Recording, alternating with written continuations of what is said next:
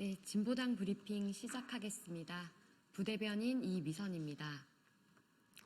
그럼 이태원 참사의 책임은 누구에게 있다는 겁니까? 오늘 이태원 참사 대응부실 혐의 김광호 전 서울경찰청장의 무죄가 선고되었습니다.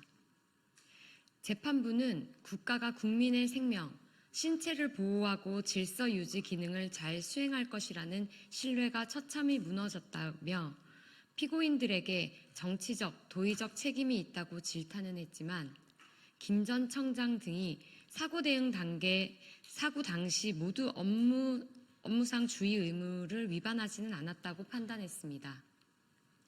재판부의 판결 내용을 뜯어보면 더 의아합니다. 다중의 위험 자체를 어느 정도 예상할 수 있었을 경찰이 소수의 질서 유지 전담 인력을 배치하지 않아 생긴 피해의 책임은 그럼 누구에게 있단 말입니까? 사회적 재난을 방지할 필요성이 있는 국가기관이 규정이나 매뉴얼을 추상적으로 운영하는 것은 그럼 누구의 잘못입니까? 국민들의 안전은 누가 지키는 겁니까? 서울경찰청장은 지휘, 감독권자 아닙니까? 과거에 공동정범을 인정했던 참사와 이태원 참사에 대한 판결의 차이는 무엇입니까? 서울 한복판에서 158명이 희생되었는데 죄는 없다니요. 큰일 났다고 신고한 사람들의 신고를 받고 조처를 취하지 않은 경찰이 죄가 없다니요. 이해할 수 없는 판결입니다. 받아들일 수 없습니다. 검찰은 즉각 수사를 보강하고 항소하여 책임을 다하십시오. 참사에 대해 명명백백 밝히고 한 올의 책임이라도 있다면 그 책임에 대해 엄중하게 처벌해야 같은 참사가 반복되지 않습니다. 그것이 참사를 예방하는 것이며 사회 기강을 바로 세우는 방법입니다. 이태원 참사 2주기가 다가오는 지금 진보당은 아직도 확인되지 않은 진상과 누구도 책임지지 않는 현실을 바꾸기 위해 유가족들과 함께 끝까지 연대하겠습니다. 두 번째 브리핑 드리겠습니다. 배달판 티몬 위메프 사태, 만나플러스 미정산 사태 철저히 조사하십시오.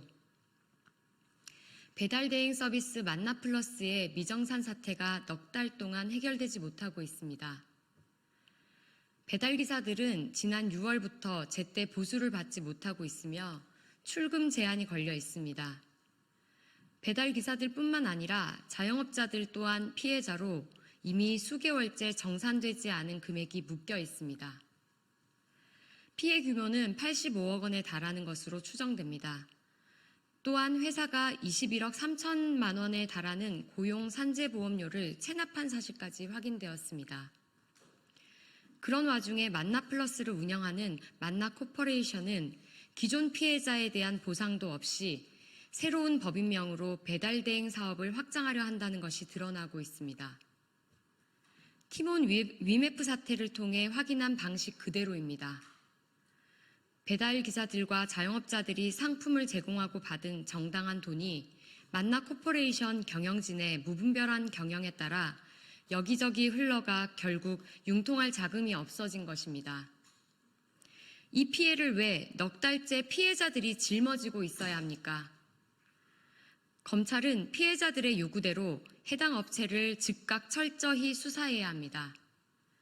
불법을 명명백백 밝히고 당장 멈추게 해야 합니다. 피해자들이 온전히 보상받도록 강력하게 책임을 물어야 합니다.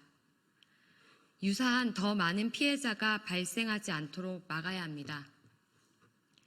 플랫폼 시장이 점점 더 커지고 있지만 아직도 우리 사회의 법과 제도는 여전히 미비합니다. 결국 피해는 현장에서 일하고 있는 노동자와 자영업자들이 보는 현실입니다. 진보당은 플랫폼 업체의 부당한 횡포들이 없어지도록 현장의 목소리를 담아 법과 제도를 개선하는 데 더욱 힘쓰겠습니다. 이상 브리핑 마치겠습니다. 고맙습니다.